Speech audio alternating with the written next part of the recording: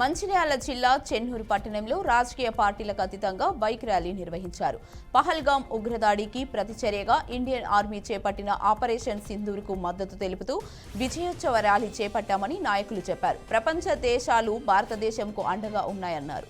పాకిస్తాన్ ఉగ్రవాదులను మట్టిపెట్టడమే భారత ప్రభుత్వం ఆర్మీ లక్ష్యంగా 9 ఉగ్ర స్థావరాలను ధ్వంసం చేయడం హర్షణీయమని తెలిపారు.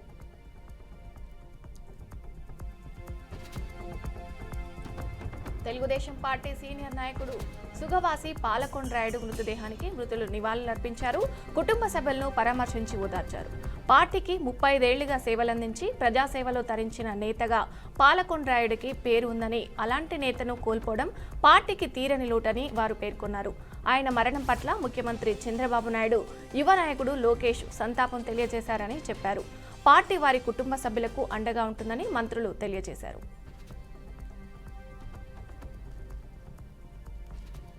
కృష్ణా జిల్లా పాలమర్రు పట్టణంలో భారీ వర్షం పడింది. ఉరుములు మెరుపులతో కూడిన వానలు పడడంతో విద్యుత్కి తీవ్ర అంతరాయం కలిగినట్లు గ్రామస్తులు చెప్పారు.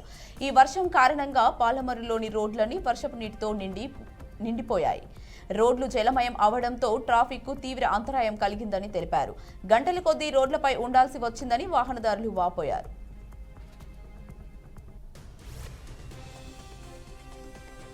కుప్పం తిరుపతి గంగమాంబ ఆలయ జాతరపై సమన్వయ కమిటీ సమావేశం ఏర్పాటు చేశారు.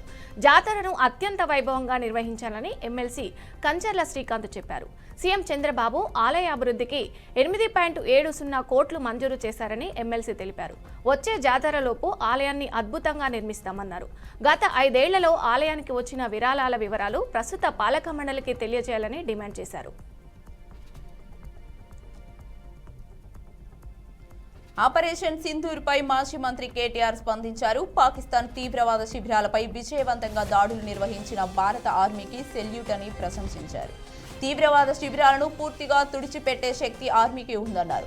ఇదే విషయాన్ని తెలుపుతూ ఆయన ఎక్స్ లో జై హిందూ అంటూ పోస్ట్ చేశారు.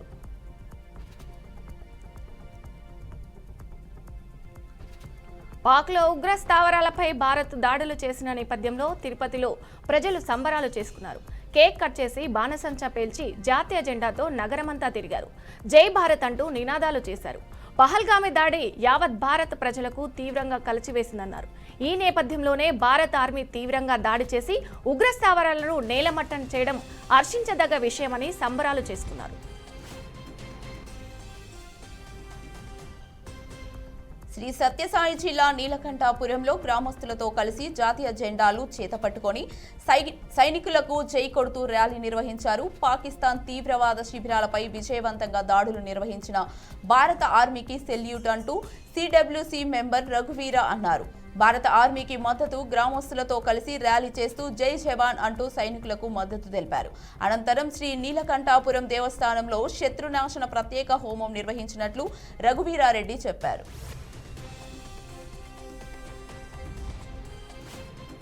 అనకాపల్లి జిల్లా నర్సీపట్నంలో ఆపరేషన్ సింధూర్కు మద్దతుగా స్పీకర్ అయ్యన్న పాత్రుడు ఆధ్వర్యంలో భారీ కార్యక్రమం చేపట్టారు. ఉగ్రవాదులపై భారత సైన్యం ప్రతీకార దాడులకు పూర్తి మద్దతుగా నిలుస్తున్నట్టు అయ్యన్న పాత్రుడు తెలిపారు. పహల్గాంలో 26 మంది అమాయకుల ప్రాణాలు తీసిన ఘటనను ఆయన తీవ్రంగా ఖండించారు.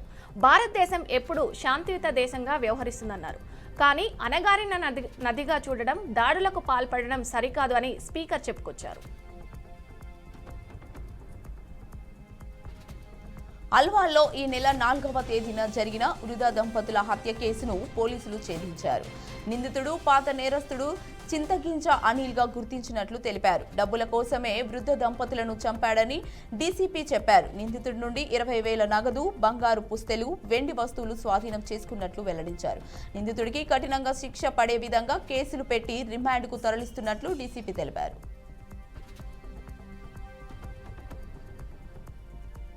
పెద్దపల్లి జిల్లా గాంధీ చౌరస్తాలో రామగుండం ట్రాఫిక్ పోలీసు ఆధ్వర్యంలో హెల్మెట్ అవగాహన కార్యక్రమం నిర్వహించారు. ప్రతి ఒక్కరూ ట్రాఫిక్ రూల్స్ పాటిస్తూ వాహనాలు నడపాలని పోలీస్ కమిషనరేట్ అడ్మిన్ డీసీపీ రాజు సూచించారు. ట్రాఫిక్ ను నియంత్రించే పోలీసులకు ప్రజలు సహకరించాలన్నారు. మద్యం సేవించి వాహనాలు నడపవద్దని డీసీపీ రాజు హెచ్చరించారు. అనంతరం స్థానిక ప్రైవేటు పాఠశాల యాజమాన్యాల సహకారంతో హెల్మెట్లను పంపిణీ చేశారు. తెలంగాణ రాష్ట్ర కాంగ్రెస్ ప్రభుత్వానికి రైతు బిడ్డ సవాల్ విసిరాడు. గ్రామానికి చెందిన శేఖర్ రుద్ర అనే యువకుడు ముఖ్యమంత్రి రేవంత్ రెడ్డి పాలనపై అసహనం వ్యక్తం చేశాడు. దురదృష్టమో అదృష్టమో నువ్వు దొంగవైనా సీఎం కుర్చీనెక్కావు కాబట్టి తెలంగాణ ప్రజలు భరించాల్సిందేనన్నారు. ప్రభుత్వ పథకాలు ఆపేస్తాం అనడం విడ్డూరమని మండిపడ్డాడు. అమలు కాని హామీలు ఇచ్చి గద్దెక్కినవు, అందుకే ప్రభుత్వ పాలన సరిగా చేయలేకపోతున్నావంటూ ఎద్దేవా చేశాడు.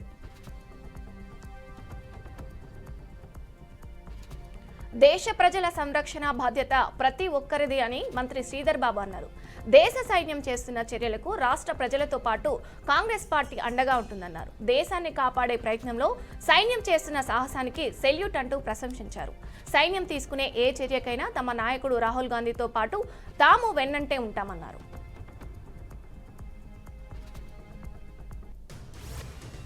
సిద్దిపేట జిల్లా ఆర్టీసీ బస్సులో మంత్రి పొన్నం ప్రభాకర్ ప్రయాణం చేశారు.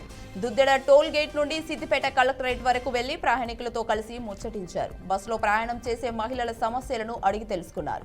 మంత్రి తమతో ప్రయాణించి తమ సమస్యలను అడిగి తెలుసుకోవడం పట్ల ప్రజలు హర్షం వ్యక్తం చేస్తున్నారు.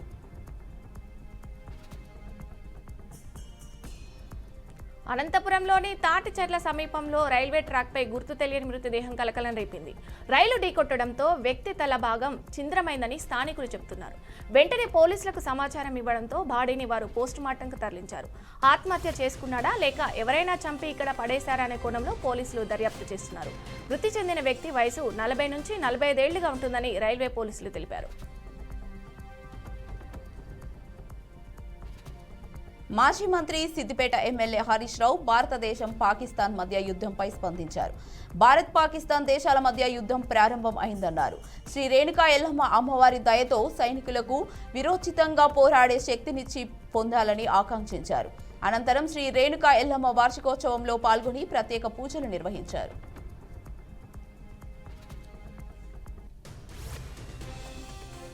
మాదాపూర్ 100 ఫీట్ రోడ్లో ఘోర రోడ్డు ప్రమాదం జరిగింది. బైక్ను వాటర్ ట్యాంకర్ ఢీకొట్టింది. ఈ ఘటనలో వాహనంపై ఉన్న దీపక్ అనే యువకుడు అక్కడికక్కడే మృతి చెందారు. మృతదేహాన్ని పోస్టుమార్టం నిమిత్తం ఉస్మానియాకు తరలించినట్టు పోలీసులు తెలిపారు. ఘటనా స్థలాన్ని పరిశీలించనున్నారు. భారత్ పాక్ ఉద్రిక్తతలపై రష్యా ఆందోళన వ్యక్తం చేసింది. ఉగ్రవాదాన్ని తీవ్రంగా ఖండిస్తున్నామని రష్యా అధ్యక్షుడు పుతిన్ అన్నారు. ఉగ్రవాద నిర్మూలనకు ప్రపంచం ఏకం కావాలని పిలుపునిచ్చారు. అంతేకాకుండా భారత్ పాక్ సంయమనం పాటించాలని సూచించారు. సిమ్లా ఒప్పందం, లాహోర్ డిక్లరేషన్ ఆధారంగా భారత్ పాక్ సమస్యలు పరిష్కరించుకోవాలని సూచించారు.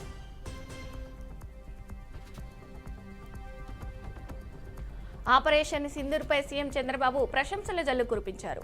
పహల్గాం దాడికి మోదీ గట్టి సమాధానం ఇచ్చారన్నారు. భారత్ చర్యకు ప్రపంచ దేశాలు మద్దతు ఇచ్చాయని సీఎం తెలిపారు. ప్రతి ఒక్కరూ భద్రతా దళాల చర్యలకు మద్దతుగా ఉన్నారని చెప్పారు. అందరి మద్దతుతోనే ఆపరేషన్ సింధూర్ అద్భుతంగా అమలు చేశారని సీఎం చంద్రబాబు తెలియజేశారు. పాకిస్తాన్ సైన్యానికి ఉగ్రవాద సంస్థలకు మధ్య ఉన్న సంబంధాలు మరోసారి బహిర్గతమయ్యాయి. ఆపరేషన్ సింధూర్లో తీవ్రంగా గాయపడిన జైషే మహమ్మద్ ఉగ్రవాద సంస్థకు చెందిన కొందరు సభ్యులను పాకిస్తాన్ ఆర్మీకి చెందిన ఒక సీనియర్ అధికారి స్వయంగా ఆసుపత్రికి వెళ్లి పరామర్శించిన ఉదాంతం వెలుగు చూసింది. ఈ ఘటన ఉగ్రవాదులపై పాకిస్తాన్ అనుసరిస్తున్న ద్వంద్వ వైఖరిని స్పష్టం చేస్తోందని విశ్లేషకులు అభిప్రాయపడుతున్నారు.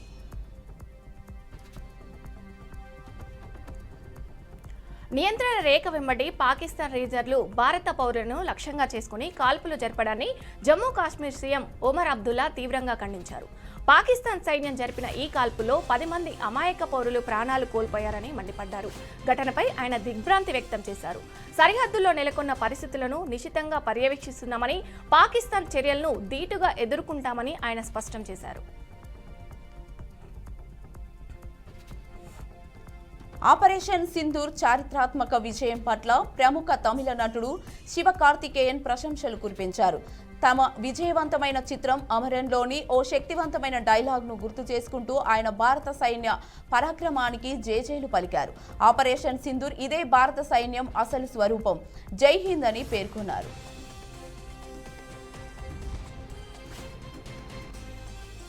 భారత్ పాకిస్తాన్ సరిహద్దుల్లో ఉద్రిక్తతలు మరోసారి తీవ్ర స్థాయికి చేరుకున్నాయి.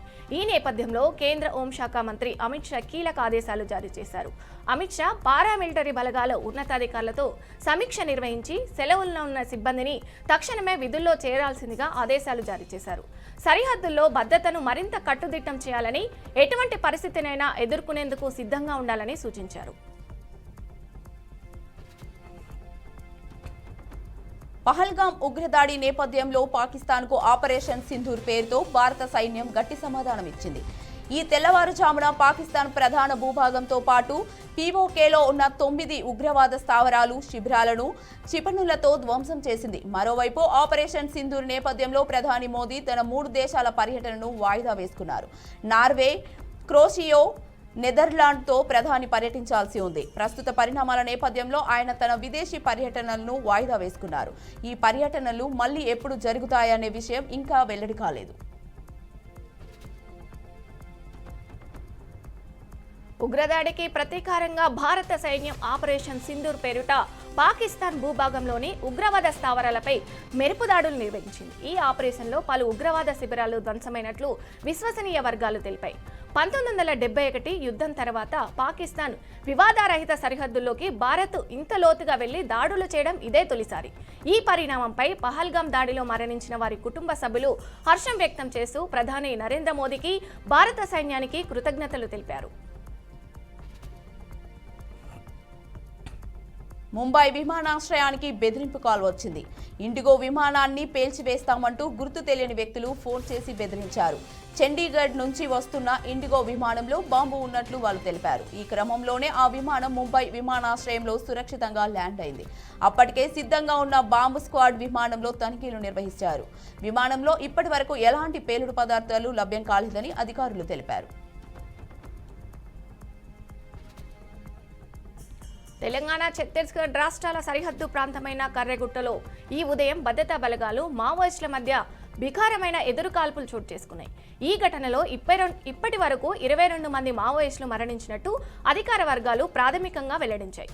ప్రస్తుతం ఘటనా స్థలంలో కాల్పులు ఇంకా కొనసాగుతున్నాయని సమాచారం.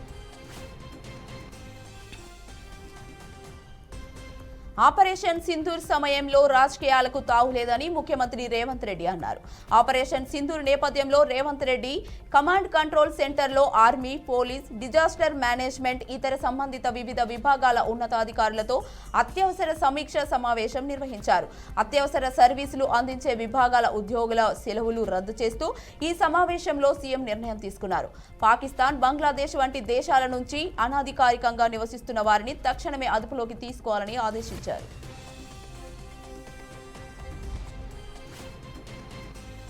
ధైర్యం లేని చోట ధర్మం కోల్పోతారని, స్వార్థం రాజ్యమేలుతుందని AP deputy CM Pawan Kalyan అన్నారు. భారత సరిహద్దుల్లో ఉగ్రవాదుల ఏరివేతకు సైన్యం చేపట్టిన ఆపరేషన్ సింధూర్పై ఆయన స్పందించారు. చాలాసేపు నిశ్శబ్దాన్ని భరించిన తర్వాత ఆపరేషన్ సింధూర్ ద్వారా భారతదేశం మొత్తాన్ని మళ్లీ శౌర్య స్ఫూర్తితో నింపిందన్నారు. త్రివిధ సైన్యాల ధైర్య నాయకత్వానికి, వారికి అండగా నిలిచిన ప్రధానమంత్రి నరేంద్ర మోదీకి హృదయపూర్వక ధన్యవాదాలు తెలిపారు.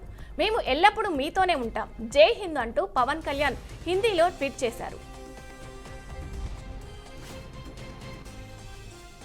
ఆపరేషన్ సింధూర్ పై సిపిఐ నేత నారాయణ కీలక వ్యాఖ్యలు చేశారు. ఉగ్రవాదులను హతం చేయడం కరెక్టే, కానీ పాకిస్తాన్తో యుద్ధం మాత్రం వద్దన్నారు.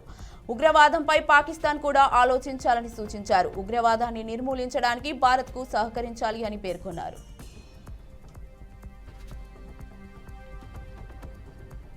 వరంగల్ జిల్లా వరి ధాన్యం కొనుగోలు కేంద్రాల్లో ధాన్యం తెచ్చి 20 రోజులు గడుస్తున్నా కొనుగోలులో జాప్యం ఎందుకు జరుగుతుందని ఎమ్మెల్సీ తక్కెళ్లపల్లి రవీంద్రరావు ప్రశ్నించారు. కొనుగోలు చేయకపోవడం ప్రభుత్వ వైఫల్యం కాదా అని ఆగ్రహం వ్యక్తం చేశారు. వర్షం వస్తే ధాన్యం తడవకుండా ఉండేందుకు 30 టారిఫ్లను మాత్రమే ఉన్నాయని చెప్పారు. ఇప్పటికైనా ఉన్నతాధికారులు, ప్రజాప్రతినిధులు స్పందించి ధాన్యం కొనుగోలులో జాప్యం లేకుండా చర్యలు చేపట్టాలని సూచించారు. ఉగ్రవాద శిబిరాలను లక్ష్యంగా చేసుకుని భారత సైనిక దళాలు చేపట్టిన ఆపరేషన్ సింధూర్ పట్ల తెలంగాణ ముఖ్యమంత్రి సీఎం రేవంత్ రెడ్డి హర్షం వ్యక్తం చేశారు. ఒక భారతీయుడిగా తాను ఎంతో గర్వపడుతున్నానని అన్నారు. ఈ కీలక సమయంలో దేశ ప్రజలందరూ ఏకతాటిపై నిలిచి జాతీయ ఐక్యతను ప్రదర్శించాలని పిలుపునిచ్చారు. ఈ మేరకు ముఖ్యమంత్రి తన అధికారిక ఎక్స్ ఖాతాలో జై హింద్ అంటూ తన స్పందనను తెలియజేశారు. ఆపరేషన్ సింధూర్ విజయవంతమైంది. అత్యంత ఖచ్చితత్వంతో కూడిన ఈ సైనిక దాడిని కాంగ్రెస్ నాయకులు రాహుల్ గాంధీ, మల్లికార్జున ఖర్గే ప్రశంసించారు. సాయుధ బలగాల ధైర్య సాహసాలను, ఖచ్చితమైన కార్యాచరణను వారు కొనియాడారు. ఆపరేషన్ సింధూర్ విజయవంతం కావడం పట్ల కాంగ్రెస్ నాయకుడు రాహుల్ గాంధీ భారత సైన్యాన్ని అభినందించారు.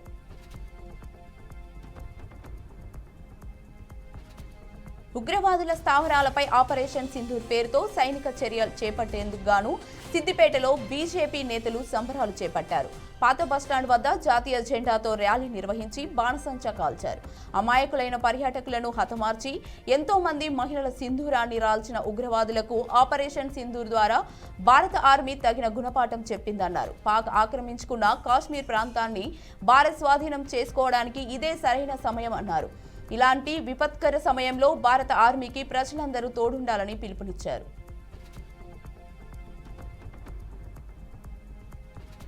ఆపరేషన్ సింధూర్పై ఎంఐఎం అధినేత హైదరాబాద్ ఎంపీ అసదుద్దీన్ ఓవైసీ స్పందించారు.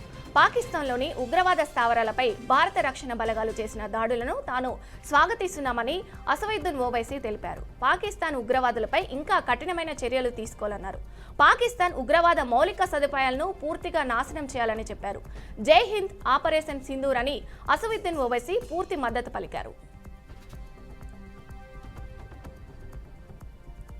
పహల్గామ్ ఉగ్రదాడికి భారత్ ప్రతీకారం తీర్చుకున్నది. తెల్లవారుజామున 1 గంట సమయంలో ఆపరేషన్ సింధూర్తో పాకిస్తాన్లోని ఉగ్రవాద స్థావరాలపై భారత్ విరుచుకుపడింది. 9 ఉగ్రవాద శిబిరాలు, శిక్షణ కేంద్రాలను భారత యుద్ధ విమానాలు ధ్వంసం చేశాయి. ఎంపిక చేసిన ఉగ్రవాద లక్ష్యాలపై భారత్ దాడి చేసిందని కల్కల్ సోఫియా ఖురేషీ మీడియా సమావేశంలో తెలిపారు. కేవలం 23 నిమిషాల్లో నిర్దేశిత లక్ష్యాలను ఇండియన్ ఎయిర్ ఫోర్స్ కు చెందిన యుద్ధ విమానాలు ధ్వంసం చేశాయని వివరించారు. సుమారు 100 మంది ఉగ్రవాదులు మరణించి ఉంటారని అంచనా వేశారు. పహల్గామ్ ఉగ్రదాడి నేపథ్యంలో పాకిస్తాన్తో సింధు నది జలాల ఒప్పందం అమలును భారత్ నిలిపివేసింది. ఈ వ్యవహారంపై ప్రధానమంత్రి నరేంద్ర మోదీ తొలిసారిగా స్పందించారు. ఇక నుంచి భారత్కు చెందిన జలాలు దేశ ప్రయోజనాలకే వినియోగించబడతాయని మోదీ పేర్కొన్నారు. భారతీయ జలాలు ఇప్పటి వరకు వెలుపలికి వెళ్లాయని, ఇకపై అది జరగదని మోదీ అన్నారు. మన జలాలు మన హక్కు అంటూ ప్రధాని మోదీ స్పష్టం చేశారు. భారత సైన్యం ప్రదర్శించిన తన సైనిక పాఠవానికి ఒక భారతీయుడిగా తాను గర్వపడుతున్నానని బీఆర్ఎస్ అధినేత కేసీఆర్ పేర్కొన్నారు. ఉగ్రవాదం, ఉన్మాదం ఏ రూపంలో ఉన్నా, ఏ దేశంలో ఉన్నా ప్రపంచ మానవాళికి నష్టం కలిగించేదే తప్ప లాభం చేకూర్చేది కాదన్నారు. ఉగ్రవాదం అంతం కావాల్సిందే అని కేసీఆర్ స్పష్టం చేశారు. రథ సైన్యం ఎంత విరోచితంగా దాడులు చేసిందో అంతే అప్రమత్తంగా ఉండాలని కేసీఆర్ అన్నారు.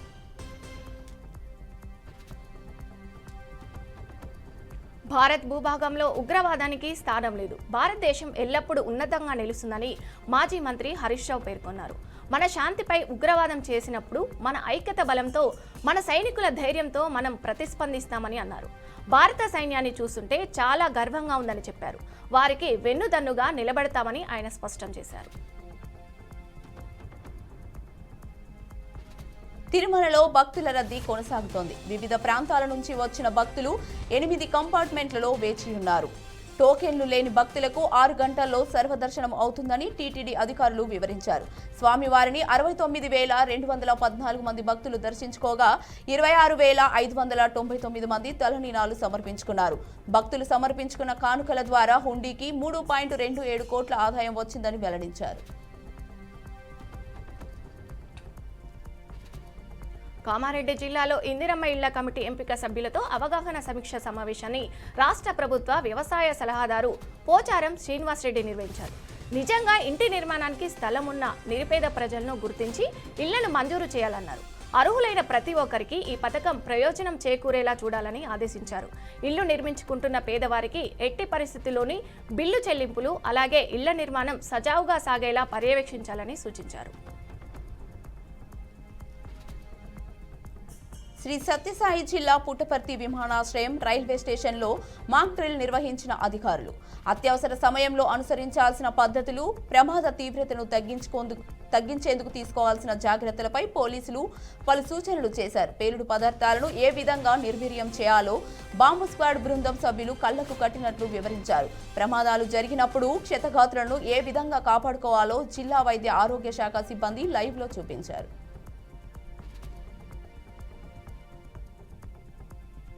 పశ్చిమ గోదావరి జిల్లా పాలకొల్లులో 2,83,00,000 వ్యయంతో నిర్మించిన విత్ సబ్స్టేషన్ను ప్రారంభోత్సవంలో కేంద్ర మంత్రి శ్రీనివాస వర్మ పాల్గొన్నారు. అమరావతి, పోలవరం రైల్వే ప్రాజెక్టులు, ఇతర అభివృద్ధి కోసం కేంద్రం కోట్లు మంజూరు చేసిందన్నారు.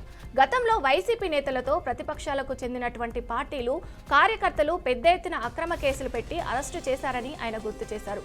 ఇక నుంచి తణుకు మాజీ ఎమ్మెల్యే లాంటి వాళ్ళు కూటమి కార్యకర్తల జోలికి వస్తే కళ్ళు పీకేస్తారని కేంద్ర మంత్రి హెచ్చరించారు.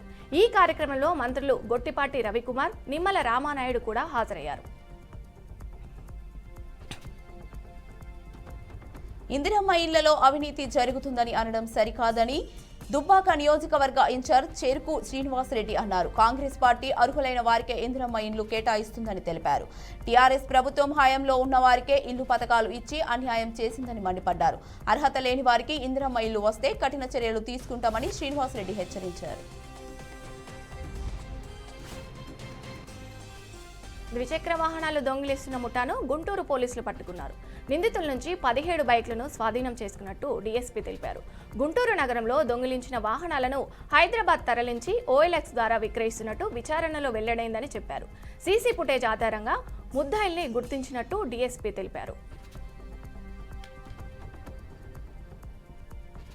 జగిత్యాల జిల్లా మెట్పల్లి పట్టణంలో విశ్వ హిందూ పరిషత్, బజరంగ్ దళ్, బీజేపీ ఆధ్వర్యంలో ఆపరేషన్ సింధూర్ విజయ సంబరాలు జరిపారు. హిందూ మహిళల సింధూరాన్ని లేకుండా చేసిన ఉగ్రమూకల స్థావరాలను మట్టు కురిపించేందుకు మోదీకి ధన్యవాదాలు తెలిపారు. సైన్యానికి మద్దతుగా 140 కోట్ల జనాభా పూర్తి మద్దతు ఉందన్నారు. భవిష్యత్తులో ఉగ్రవాదులు దాడులు చేయకుండా ఉగ్రవాదాన్ని సమూలంగా నాశనం చేయాలని కోరుతున్నామన్నారు.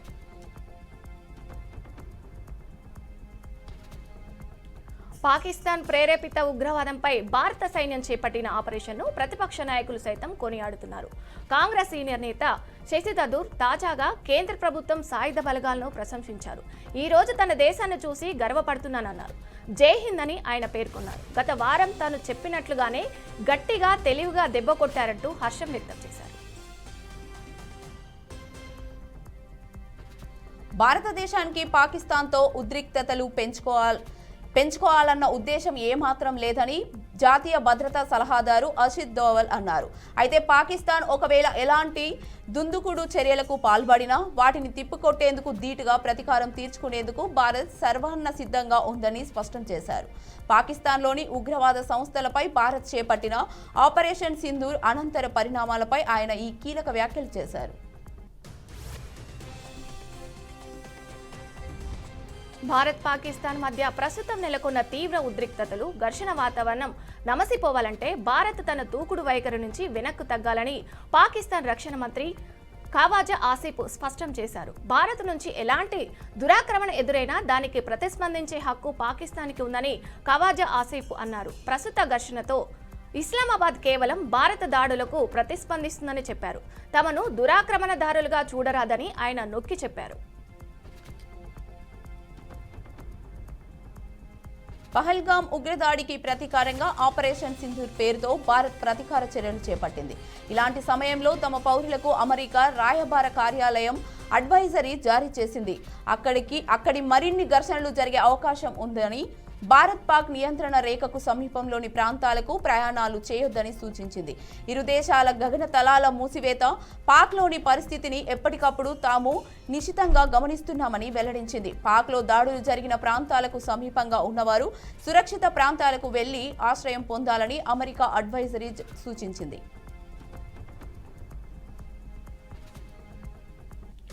పహల్గామ్ ఉగ్రదాడిని ఖండిస్తూ భారత్ పాకిస్తాన్లోని ఉగ్ర స్థావరాలపై మెరుపు దాడులతో విరుచుకుపడింది. కేవలం 23 నిమిషాల్లోనే ఉగ్ర శిబిరాలను నేలమట్టం చేశాయి. ఈ దాడుల్లో దాదాపు 80 మందికి పైగా ఉగ్రవాదులు చనిపోయారు.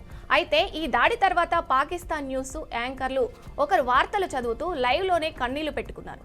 తమ దేశంపై ఇండియా దాడి చేస్తుందని, చాలా మంది పాకిస్తాన్కు చెందిన పౌరులు చనిపోయారని అన్నారు. తమను ఆదుకోవాలని వేడుకున్నారు.